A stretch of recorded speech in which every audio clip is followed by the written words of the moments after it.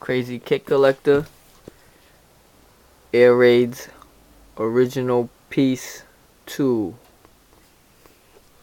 Now these look sexy from far, but if you get up close, you can notice the flaws in them. They have been restored. Suede is cracking, suede is fading.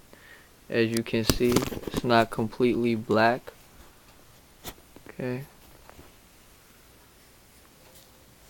Right. And the back is starting to peel, but the midsole is still strong. Okay. Staying there. As you can see, bottoms is fully intact. Nothing wrong with them. You can still see the Nike sign inside the shoe.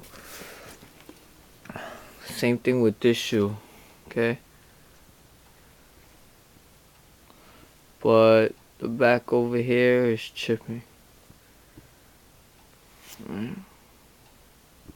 Real bad.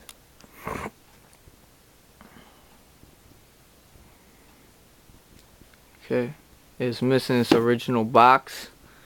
Will come with a replacement box with a picture on it. Okay. Size 10.